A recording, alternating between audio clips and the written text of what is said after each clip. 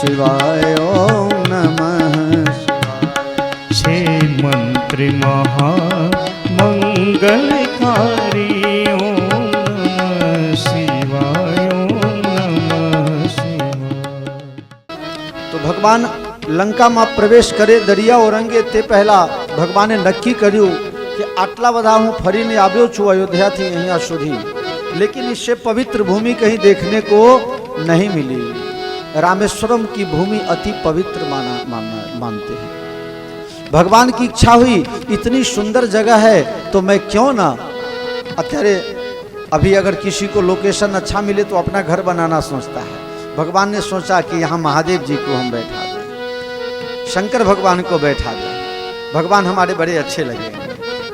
आपके पास कोई वस्तु है, आप किसको देना चाहेंगे? जिसको आप सबसे ज्यादा प्रेम करते हैं, जिसके प्रति आपका सबसे ज्यादा लगाव है, वो वस्तु आप उसको दे देते हैं। भगवान ने सोचा इतनी सुंदर पवित्र भूमि मैं किसको दे दूं? महादेव को दे दूं।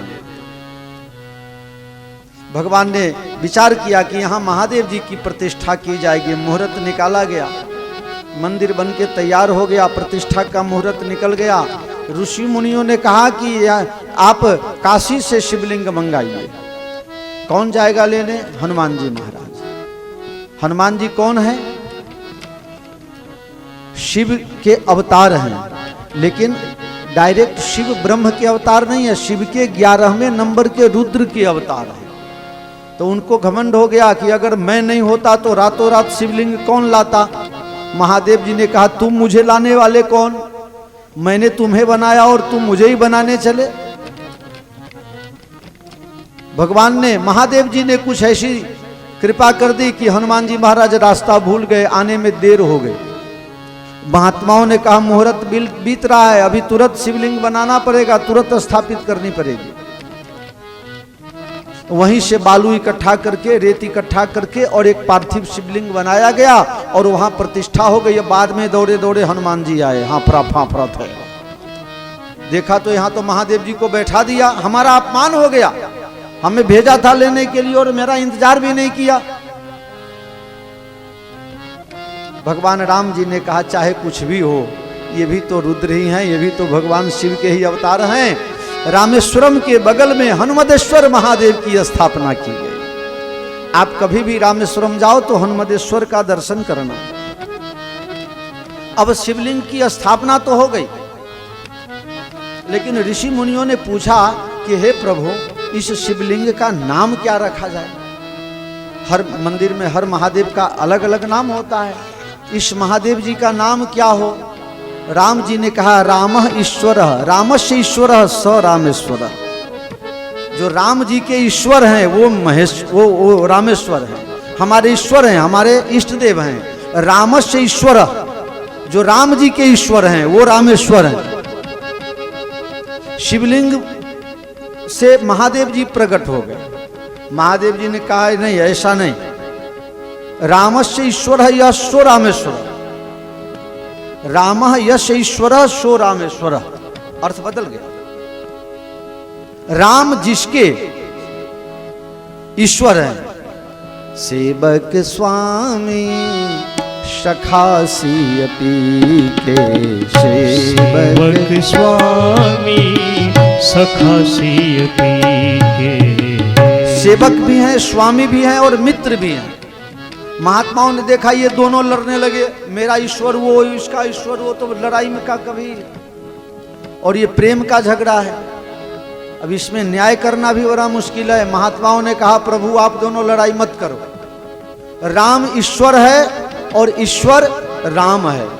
राम ईश्वर और ईश्वर राम, मतलब राम शिव और शिव राम, आप दोनों एक हो। संत भगवंत निरंतर अंतर कछु नाही। आप दोनों में कोई भेदभाव नहीं है, और जो भेदभाव करेगा उसको नरक में जाना पड़ेगा। भेदभाव नहीं करना है। रामेश्वरम भगवान की वहां स्थापना हो गई। तो रामेश्वर शब्द का 3 अर्थ हुआ। राम के जो ईश्वर हैं वो रामेश्वर, राम जिनके ईश्वर हैं वो रामेश्वर। राम भी ईश्वर और ईश्वर भी राम। ईश्वर मतलब महेश्वर।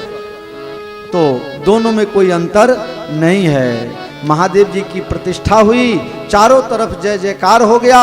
भगवान से सबने कहा जब उद्घाटन हो गया है तो बड़े लोग होते हैं तो प्रसंग में जाते हैं तो थोड़ा भाषण करते हैं ना। हाँ हाँ बाप जी आशीर्वाद आपसे, अभी कोई आशीर्वाद ना हो। सबने कहा राम जी आप 2 शब्द कहिए इस शिवलिंग के विषय में। राम जी ने कहा जे रामेश्वर दर्शन करही, जे रामेश्वर दर्शन कर, ते तनु तजी मम लोक सिधरही, ते तनु तजी मम लोक सिधरही। जो रामेश्वरम भगवान का दर्शन मात्र करेगा वो शरीर छोड़ने के बाद मेरे धाम में आ जाएगा, मतलब उसे सालोक्य मुक्ति की प्राप्ति हो जाएगी। जे गंगा जल आन चढ़ावही, ते सायुज्य मुक्ति नर पावही। जो गंगा जल ला करके चढ़ाएगा उसको सायुज्य मुक्ति की प्राप्ति हम करा देंगे। सबको मैं आज एक अपने रहस्य की बात बता रहा हूं। राम जी कह रहे हैं मैं अपने अंदर की बात बता रहा हूं। को नहीं शिव समान प्रिय मोरे, मुझे शिव जी से ज्यादा प्रिय और कोई नहीं है। बाकी तो अपने महिला मंडल गाता हुए वाला लागो छो रघुबीर मार सब। तमें तो कहो छो आई लव यू, पर हाँ में बारो नहीं बोलते ना आई लव यू है। वो कहाँ बोल रहा है, आप तो बोल दिए वाला लागो छो रघुबीर मारे सजनी प्यारा लागो छो। आप बोले जा रहे हो लेकिन सामने से कोई रिप्लाई नहीं आ रहा है।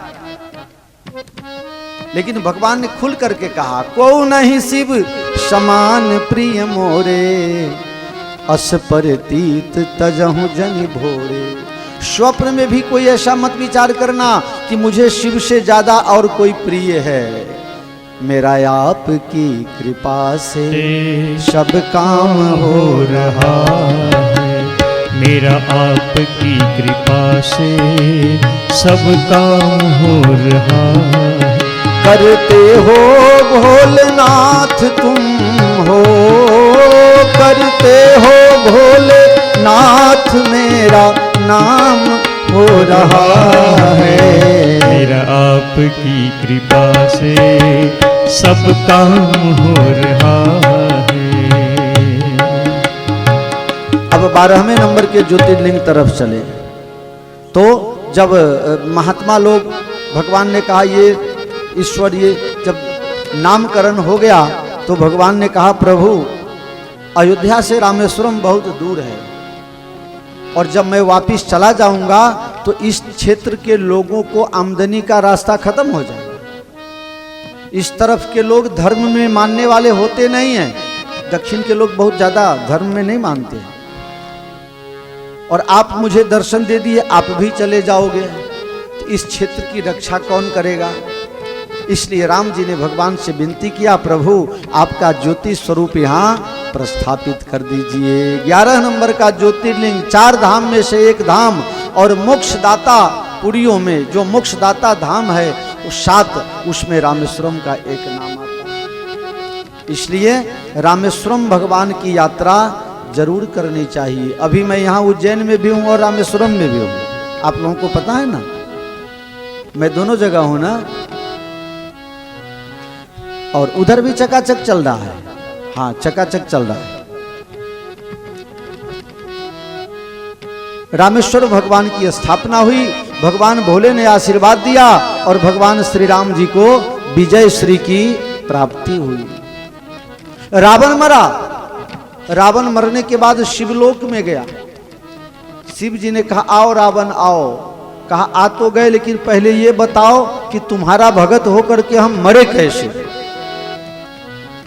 तुम्हारी भक्ति की मरने के लिए मैं मरा क्यों।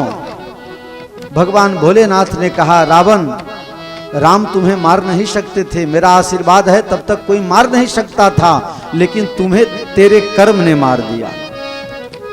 तुमने जो कुछ भी या सब जो कुछ किया सब कुछ चल गया, लेकिन तूने साधु का वेश धारण करके सीता का अपहरण किया। भग बोल जाब्यो बेश रावण। तूने साधु के रूप को बदनाम कर दिया, भगवा में भगवान छिपा है और तुमने उस वेश को बदनामी कर दी, इसलिए मैं भी तुम्हें बचाने में असमर्थ था। नहीं तो जब मैं बानासुर को मदद करने जा सकता था तो तुम्हें मदद क्यों नहीं करता। रावण ने अपनी हार मान ली। रावण जब मरने पड़ा था उस समय कुछ उपदेश दिया लक्ष्मण जी को। लक्ष्मण जी को उपदेश दिया कि लक्ष्मण, आज का काम कल पर नहीं छोड़ना चाहिए, आज का काम कल पर नहीं छोड़ना चाहिए। और किसी कवि ने लिखा है, काल करे सो आज कर, आज करे सो अब, पल में प्रलय हो जाएगा, फिर करोगे कब। कलोल में हमारे एक ब्राह्मण देवता रहते हैं। 6 साल पहले संकल्प किया था कि बापू मुझे एक कथा करवानी। मैंने कहा ठीक है, मैं आपको मदद करूंगा। अब आज शरीर की परिस्थिति ऐसी है कि उठ के पानी भी नहीं पी पा रहे हैं, मन की मन में रह गए। जब शरीर अच्छा था तो निश्चित ही नहीं कर पा रहे थे। कभी बोले नैमिसारण में करना है, कभी बोले हरिद्वार में करना है, कभी बोले चित्रकूट में करना है, कभी बोले चलो आश्रम में ही कर देते हैं। खबर नहीं पल की मूर्ख बात करे कल की, कल के ऊपर कुछ छोड़ो ही नहीं। ए भाई बात करे। मैं आश्रम में भी होता हूँ तो सुबह से काम अपना जो भी काम हो नित्य कर्म खत्म करके मैं 6:45 बजे तैयार हो जाता हूँ। और मेला जी को मैं समझा समझा के थका हूँ। काम हो तू हमारे उठी ने वहला उठी ने। बेटा जो जागत है सो पावत है, जो सोबत है सो खोवत है। नानक जी ने बहुत बढ़िया लिखा है, उठ जाग मुसाफिर भोर भई, अब रैन कहाँ जो सोबत है। हमारे आपके पास श्वास गिनती करके भेजा गया है, श्वास गिनती करके दिया हुआ है, आप बढ़ा नहीं सकते। हम तैयार रहते हैं कभी भी। कोई कहे ना पधरामनी मा जवान काले टाइम से हूँ हमारे हाथ आगे आई जो हाथ वागे बापू, हाँ पची मारी है टाइम नहीं, हाथ वागे हूं पहुंची जाऊं। कल का क्या ठिकाना, आपकी भी इच्छा अधूरी रह जाए, मेरी भी अधूरी रह जाए। आप बुलाए हम चले आए, तुमने बुलाया और हम चले आए, जान हथेली पर ले आए रे। काम को कल के ऊपर छोड़ो ही नहीं, जो हो गया सो हो गया। इससे अच्छा समय आएगा कोई गारंटी भगवान करे आपके जीवन में अभी है, उससे अच्छा समय आवे, लेकिन गारंटी कौन देगा। अभी जो समय है इससे बढ़िया समय पहले नहीं था, ये मैं गारंटी दे सकता हूं। अभी जो समय है इससे अच्छा समय कल तक नहीं था। आज तो यहां बैठे बैठे अमेरिका से लाइव हो जाते हो, कनाडा से लाइव हो जाते हो, ऑस्ट्रेलिया से लाइव हो जाते हो, सामने सामने मुंह भी देख लिया। बात खाली 2 ही चीज बाकी है, 2 ही चीज ऑनलाइन में बाकी है, झगड़ा करना, थप्पड़ मारना। ये 2 काम नहीं होता, बाकी क्या काम बाकी है बताओ। इतना बढ़िया युग, इतना बढ़िया विज्ञान, अगर हम उसका सदुपयोग करें तो वास्तविक बात यह है कि जीने लायक अभी युग आ गया है। जिसको थोड़ा बहुत भी यूट्यूब या नेट चलाने आता है, अब वो कितने तो डॉक्टर लोग बोलते हैं कि बापू हमारे पेशेंट अब हमारे पास आते ही नहीं। बोले क्यों, कहाँ चले जाते हैं। बोले अभी तो 25-30% लोग ऐसे हो गए, बोलते हैं सर्दी में कौन सी दवाई लगेगी, गूगल महाराज बताइए। गूगली बेन पास कही दे पेरासीटामोल लई जो हमारा बपोर ने हाथ तमने बीजा दिवस मटी जैसे। कितना बढ़िया युग आ गया है, हम लोगों के लिए खराब आ गया। पहले कभी कथा को रोचक बना के लिए कुछ बनावटी भी बोल देते थे, अब तो इतना बड़ा बड़ा छोकरा भी कह देगा बापू यूट्यूब में ये लिखा हुआ नहीं है, आपने गलत बोल दिया, मारू आई बनी हुई ने तुम्हारे तो लीला लहर छे। अभी बहुत बढ़िया युग जीने का आ गया है, कहीं भी है कर लो मुट्ठी कर लो दुनिया। 2003 का जब वर्ल्ड कप था ना, उसमें रिलायंस वालों ने ये स्लोगन दिया था, कर लो दुनिया मुट्ठी में। हाँ, उस समय चल रहा था, हम लोग सब याद रखते हैं। हाँ, विज्ञापन में आई जावे, कर लो दुनिया मुट्ठी में, रिलायंस का कार्ड, बाद में वो जियो हो गया। तो आप सब समझ रहे हैं, रामेश्वरम भगवान की स्थापना हुई। अब चलते हैं हम लोग फिर महाराष्ट्र की यात्रा में। बोलो श्री घुष्मेश्वर महादेव की जय। देवगिरी का नाम का एक पर्वत है महाराष्ट्र में। देवगिरी पर्वत पर एक ब्राह्मण देवता रहते हैं, बड़े विद्वान हैं, बड़े धर्मनिष्ठ हैं। शादी हो गई, पत्नी का नाम है सुधर्मा। अब नाम ही है सुधर्मा तो धर्म तो करती ही होगी, बहुत अच्छे स्वभाव की है। लेकिन तकलीफ ये हुई, उम्र काफी हो गई है लेकिन कोई बेटा नहीं है। बहुत से डॉक्टर को, बहुत से वैद्य को बताया, लेकिन सबने मना कर दिया, भाई तुम्हारे नसीब में बेटा बेटी नहीं है, संतान सुख नहीं है। लेकिन वो भी अपने हठ पर नहीं क्यों है। पंडित से कहा कि एक काम करो, तुम दूसरी शादी कर लो, हमारी नहीं हुई तो उसकी तो होगी, उसी को अपना मान लेंगे। मानो तो पूरा दुनिया अपना है, नहीं मानो तो अपना भी नहीं होता है। बेटा भी घैडा घर में नहीं मुखिया था, और दूसरे का बेटा भी देखो मुझे कैसा चकाचक सेवा कर रहा है, मानो तो अपना।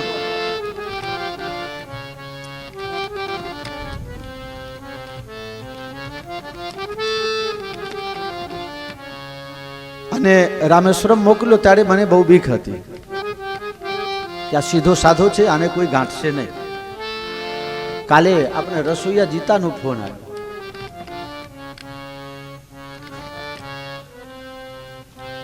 એક પણ પેસેન્જરનો ફોન, એક જે દોડાયા હતા એસી વાળા, અને દોડાયા ના કહેવાય, એમને ગરમીમાં માગવી પડે.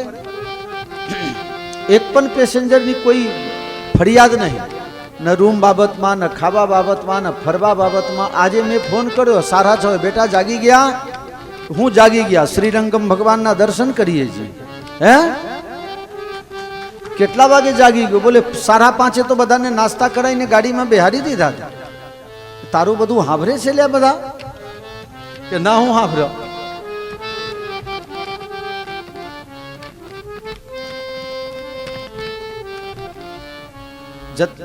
અમુક વસ્તુ તમને કહું તો નવાઈ લાગશે. મને હજી એ વિશ્વાસ નથી આપતો કે આટલું સારું એ કઈ રીતે કરી શકે છે, એટલે કે હવે કરે છે.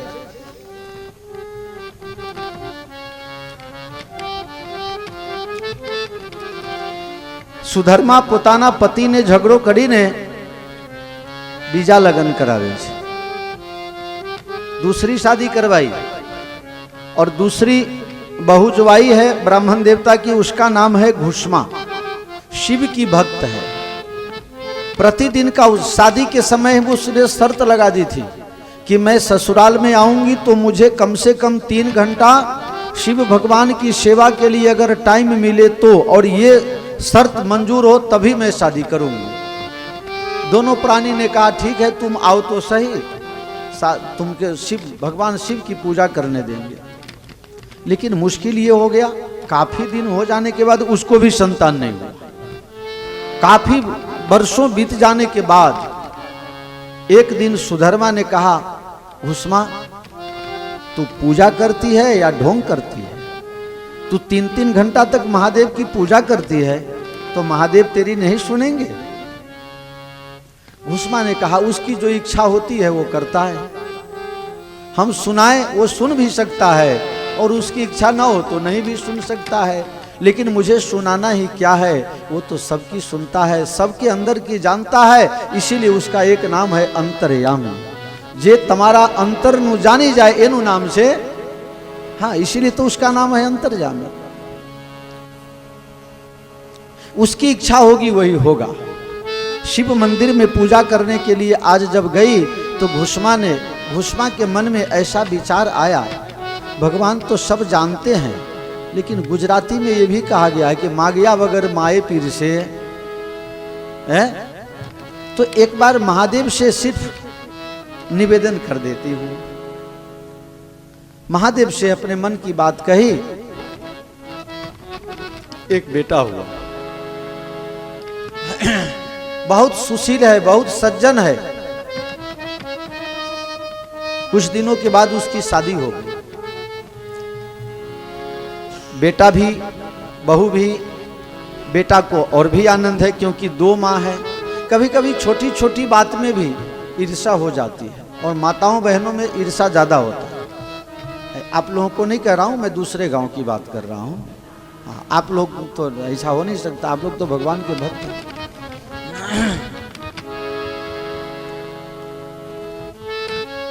बड़ी पत्नी को मन में ऐसा विचार आया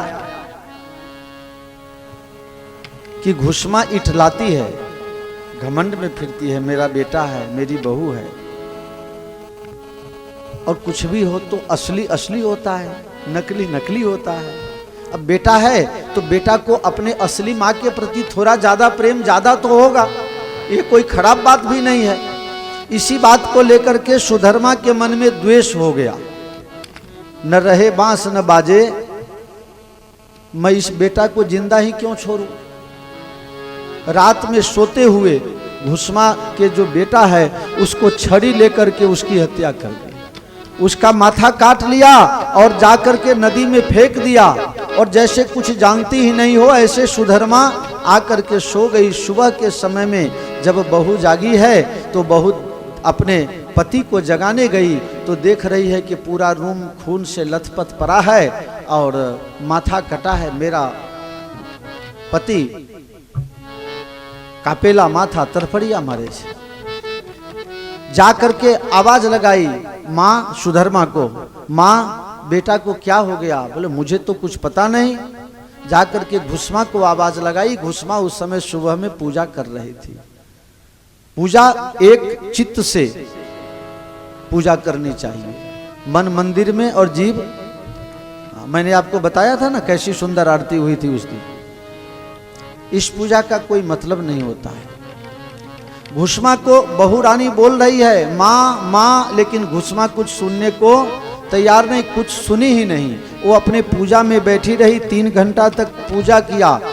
प्रतिदिन 1008 पार्थिव लिंग की पूजा करती थी। पूजा किया और पूजा करके आरती की। आरती के बाद वो शिवलिंग लेकर के नदी में सरोवर में पधराने के लिए गई। जब पधराने के लिए गई तो वहां शिवलिंग जब सरोवर में डाल रही थी तो उस शिवलिंग में से भगवान भोलेनाथ प्रकट हो गए और भगवान भोलेनाथ उसके बेटा का हाथ पकड़ के, महादेव हाँ तुम्हारी शौत ने तुम्हारे बेटे को मार दिया, अब तुम कहो तो मैं उसे कौन सा दंड दूं। महाराज मैंने आपकी पूजा की है, कुछ भी है, वो मेरी बड़ी बहन है, वो चाही तब तो मैं आई। महाराज उसको माफ कर दीजिए, जो बीत गई सो बात गई। महाराज उसको माफ कर दीजिए। घुसमा को दर्शन देने के लिए भगवान महादेव प्रकट हुए, उसके स्वभाव से बड़े प्रसन्न हुए। घुसमा तुम जो कहो वही मैं करूं। महाराज बेटा बेटी भाई बहन पति पत्नी जितने भी सगे हैं सब कुछ समय के लिए है। चाहे एक छोड़ के जाएगा दूसरा बाद में जाएगा, चाहे दूसरा पहले जाएगा पहला बाद में जाएगा। यहां स्थायी कुछ भी नहीं है।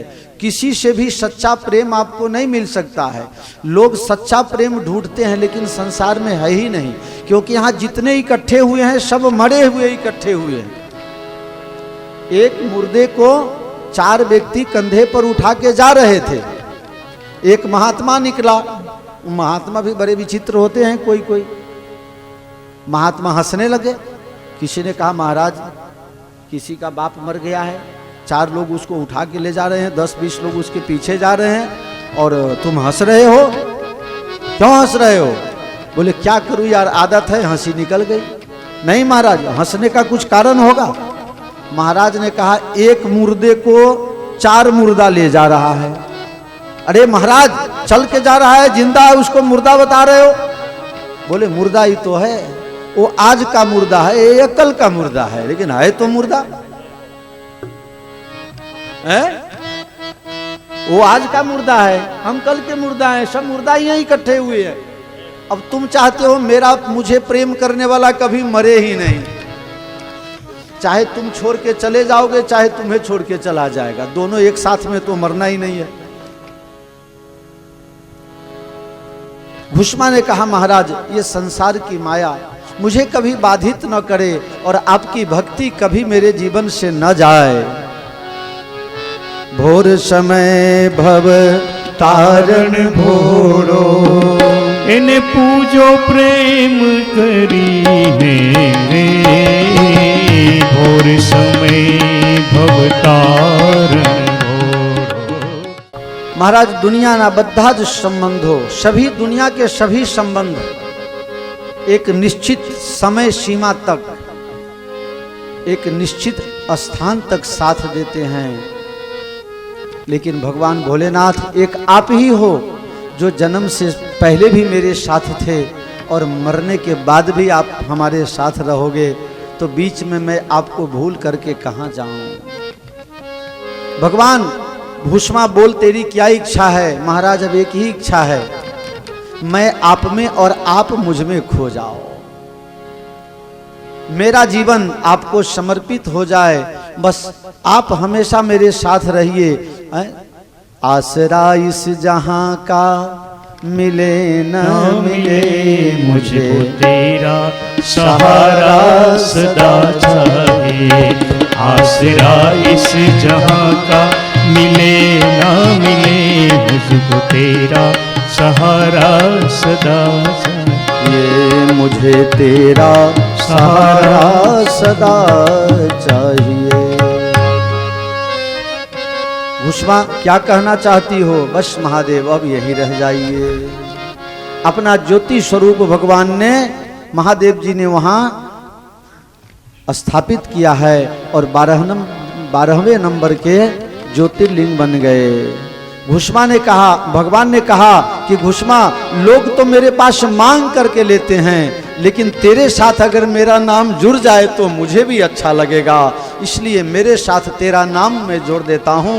अब मुझे लोग घुष्मेश्वर के नाम से जानेंगे। बोलो श्री घुष्मेश्वर महादेव की जय। दुनिया में एकमात्र ऐसा शिवलिंग है जिस शिवलिंग का नाम किसी स्त्री के ऊपर से पड़ा हुआ है।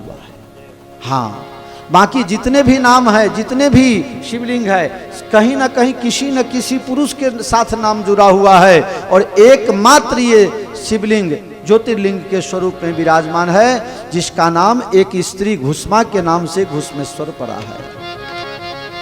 इस स्थान पर जो भी स्त्री दर्शन करने जाती है उसके जीवन में कभी दरिद्रता नहीं आती और उसके घर में कभी विग्रह नहीं होता, इसलिए घुष्मेश्वर महादेव की यात्रा एक बार जरूर करना चाहिए। मैं 4 साल से प्रोग्राम बना रहा हूं 5 ज्योतिर्लिंग और अष्टविनायक का, किसी न किसी कारण से पूरा ही नहीं हो पाता है। हालांकि मैं गया हूं कई बार, लेकिन एक और प्रोग्राम बना हुआ पड़ा है लेकिन नहीं हो पा रहा है। इस तरह ज्योतिर्लिंग की स्थापना हो गई। शिव पुराण की कथा में 12 ज्योतिर्लिंग की कथा के बाद जो बचा है, एक एक शब्द महत्व का है, लेकिन उसमें भी जो ज्यादा महत्व है वो मैं आपको संक्षेप में बता देता हूं। सबसे पहले आप लोगों ने नल और दमयंती का नाम सुना होगा, है? कोई ने कथा खबर से तने खबर नहीं बेटा, है? भनवा में आप तू भूल ही गया।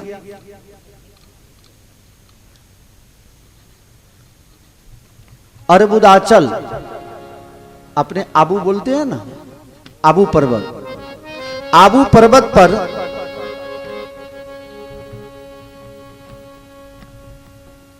आहुक और आहुकी नाम भील दंपत्ति रह रहा है। आहुक और आहुकी भगवान परीक्षा करना चाहे। एक बार उसके यहां एक साधु आ गए, आहुक घर पर नहीं था, आहुकी अकेले थी घर पर। महात्मा ने कहा, पूछा महात्मा क्यों आए हो हमारे यहाँ? महात्मा ने कहा रात का समय हो गया है, यहाँ से निकल रहे थे, दूसरा गांव आने में बहुत देर लग जाएगी, अंधेरा हो गया है, तो बस इसी गांव में रुक जाना चाहते हैं, तुम्हारे यहाँ रुक जाएं। एक रात रुकना है, सुबह में हम चले जाएंगे। महाराज मैं अभी अकेली हूँ, मेरा पति बाहर गया हुआ है। लेकिन हाँ महाराज, मेरा पति आएगा भी तो क्या करेगा, क्योंकि हमारे पास जगह का अभाव है, हम दो ही जैसे तैसे रहते हैं, तीसरा का समावेश हो नहीं सकता। इतने में उसका पति आ गया। अब महात्मा बेचारा डर के मारे परेशान कि कहीं उसका पति मेरे ऊपर गलत आरोप न लगा देवे या डंडा लेके मारने न दौड़े कि मेरे घर पर क्यों आया। बेचारा डर के मारे थर थर कांपने लगा है। लेकिन आहुक धार्मिक था। आहुक ने कहा महाराज क्या हुआ है, आपको बुखार लग गया है क्या, आपका शरीर हिल डुल क्यों रहा है? बोले कुछ नहीं, बस ऐसे ही। महाराज आप कहाँ से आए, आपको काम क्या था? इतना ही काम था, रात रुकना था, सुबह में फिर हम चले जाते। तो एक रात रुकने की बात थी, दूसरा गांव दूर है जो हम पहुंच नहीं सकते हैं, तो एक रात रुकने की इच्छा थी। महाराज हमारे घर में दो लोग भी हम जैसे तैसे रहते हैं, हमारे पास जगह ही नहीं है। फिर पत्नी ने कही कि महाराज एक काम करो, तुम दोनों अंदर सो जाओ, हम बाहर खड़े रहेंगे। तुम दोनों अंदर सो जाओ।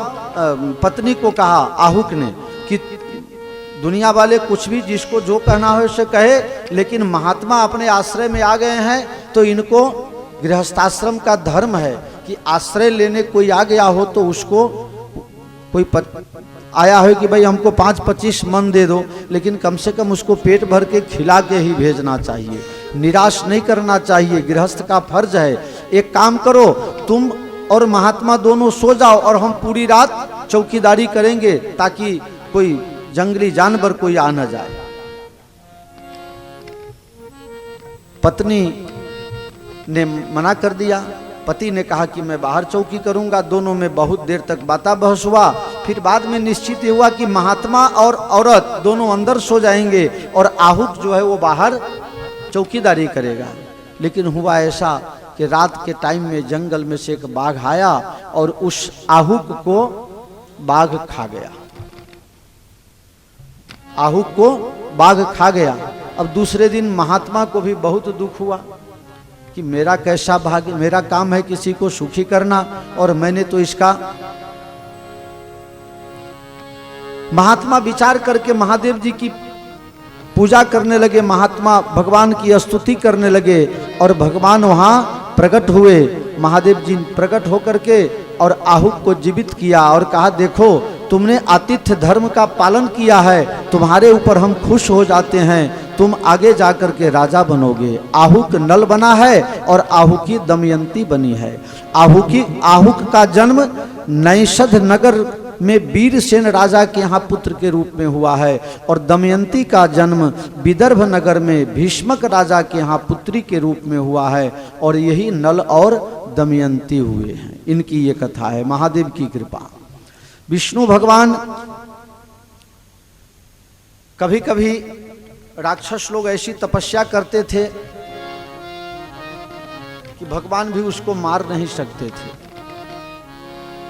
बृहस्पति जी ने कहा हे विष्णु भगवान आप सुदर्शन चक्र प्राप्त कर लो।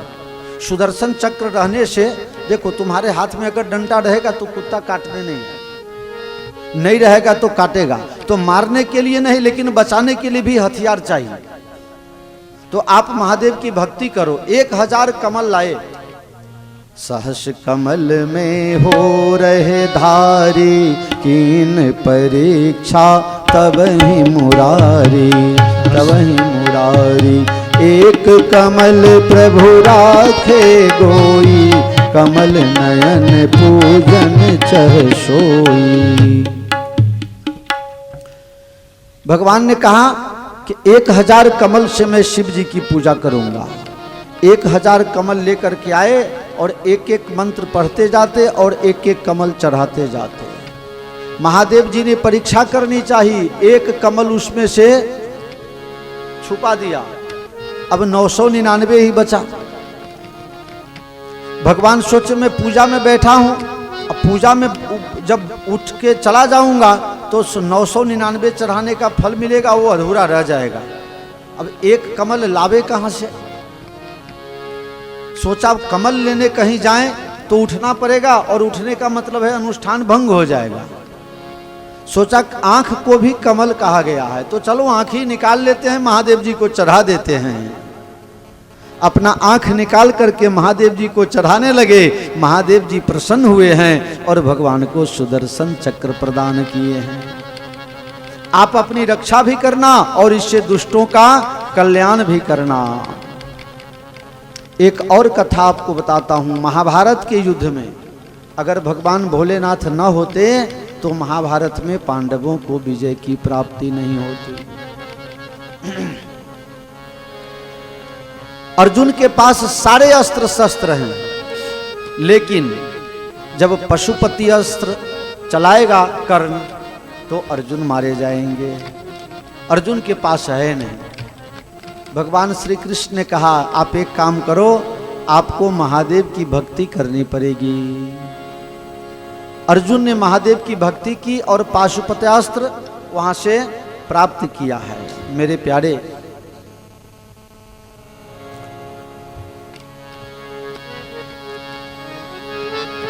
संसार में नेत्र 4 प्रकार के होते हैं। आपसे इसका 4 प्रकार के नेत्र होते हैं।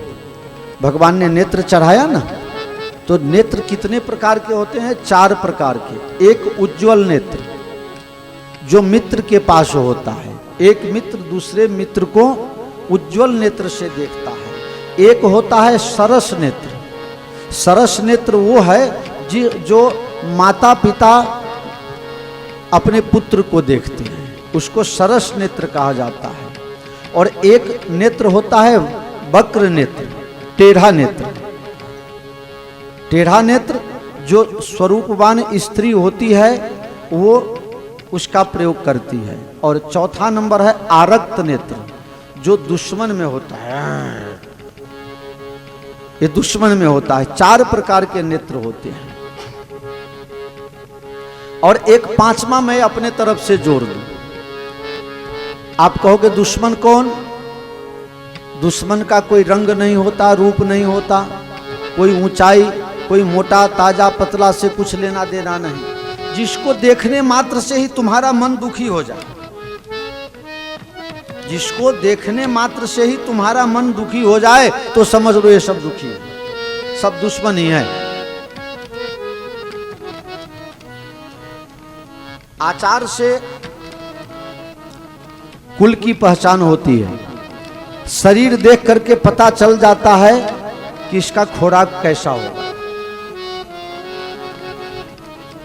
वचन से, बोलने से ये पता चल जाता है कि इसके पास शास्त्र का ज्ञान कितना है। आंख को देखने की और पढ़ने की अगर आपको भगवान ने कला दी है तो आंख देखने से पता चल जाता है कि इसका सच्चा स्नेह है या बनावटी स्नेह है। आकार, गति, चेष्टा और बोली, ये चारों को अगर आप सही से पढ़ लीजिए तो पता चल जाएगा कि बोलने वाले, चलने वाले, इसके हाव भाव से ये पता चल जाता है कि अंदर की वृत्ति क्या है। कभी कभी आदमी बोलेगा बहुत सरल आपको प्रभावित करने के लिए, लेकिन उसका भाव कुछ और होता है। कहीं पे निगाहें, आप जानते हैं कृष्णावतार में भगवान भोलेनाथ की कृपा से ही सारे कार्य पूर्ण हुए हैं कृष्ण भगवान के। अगर भोलेनाथ की कृपा न होती तो घर में ही बहुत बड़ी लड़ाई हो जाती। करारविंदे पदारविंदम मुखारविंदे विनिवेशयन्तं वटस्य पत्रस्य पुटे शयानं बालं मुकुन्दं मनसा स्मरामि। श्री कृष्ण गोविंद हरे मुरारे, हे नाथ नारायण वासुदेव। जिह्वे मृत में तदेव गोविंद दामोदर माधवेति गोविंद दामोदर माधवेति। भगवान श्री कृष्ण का अवतार हुआ। भगवान ने कहा भोलेनाथ आपने मुझे अवतार तो करवा दिया, लेकिन ये दुष्ट मंडली मैं कैसे अपना जीवन कैसे बचा पाऊंगा। भगवान जब ही जेल में जन्मे, अब आपको तो पता ही है जेल में देवकी और वसुदेव को बंद किया हुआ है, और जब ही बालक का आवाज सुनता है तो तुरंत आकर के कंस मामा, भगवान ने प्रार्थना की मनोमन मुझे जन्म लेके भेज तो दिया, लेकिन मैं बचूंगा कैसे, अभी अभी आके मामा मुझे मार देगा। भोलेनाथ ने कहा कन्हैया आप चिंता मत करो, आपकी रक्षा करना मेरा फर्ज है। जेल के सारे ताले टूट गए, सारे रखवाले सो गए, और वसुदेव जी को ऑर्डर हुआ आप मुझे यहां से गोकुल ले जाइए। अब गोकुल लेके जाने तो लगे, लेकिन चारों तरफ घनघोर मेघ छाया हुआ है, बरसात, सावन महीने का बरसात, मूसलाधार बरसात। अब भगवान अभी अभी जन्मा बालक कितना सहन कर पाएगा। भगवान भोलेनाथ ने अपने गले में लटक रहे शेषनाग से कहा आप जल्दी जाइए और हमारे कन्हैया की रक्षा कर लीजिए। शेषनाग दौड़ के चले गए हैं और अपना छत्ता फैला दिया, और एक बूंद भी मेरे कन्हैया के ऊपर भोलेनाथ ने पानी नहीं गिरने दिया। ये भगवान की कृपा। भगवान गोकुल में गए, यशोदा माता को खूब आनंद दिया, अनेक प्रकार की लीलाएं की, गोकुल में रहे, फिर वहां से वृंदावन गए, गोवर्धन धारण किया, रासलीला प्रारंभ हुआ। अब रासलीला में तो बात ऐसी बनी कि कामदेव ने कृष्ण के ऊपर आक्रमण कर दिया। क्या समझ रहे हो तुम? कितनी गोपियां हैं? 16,100 लाखों की संख्या में गोपी आ गई है नाचने के लिए। न कुसंगति पाई न साल, काजल की कोठली में कैसे भी जतन करो, काजल की दाग भाग लागे रे लागे।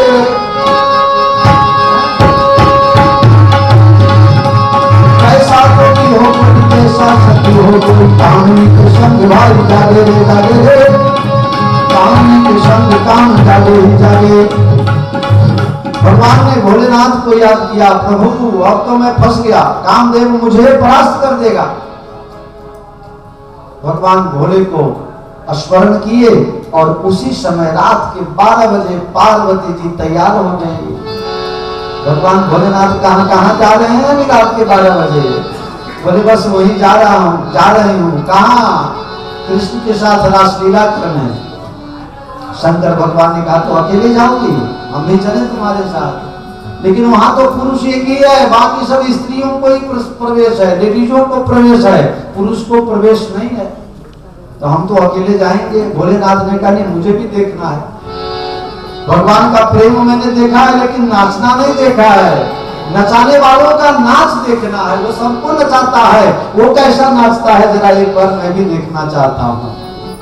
पार्वती ने कहा नहीं ले जा सकते आपको, ये आपका भूत, आपका प्रेत, आपका सांप, आपका बिच्छी, आपकी जटा, आपकी इतनी बड़ी बड़ी दाढ़ी, आपकी इतनी बड़ी बड़ी मूछें, ये सब कैसे संभालोगे? बोले चाहे जो कुछ भी हो। अब भगवान गोकुल से वृंदावन और वृंदावन से मथुरा पहुंचे। कंस मामा को मारा, उग्रसेन दादा को गद्दी पर बैठाया। भगवान गए उज्जैन। हम आप कहाँ हैं अभी? यहाँ संदीपनी आश्रम गए हो, सब घुमाए। आज जाना, कल भी टाइम है पूरा दिन, परसों भी पूरे दिन टाइम।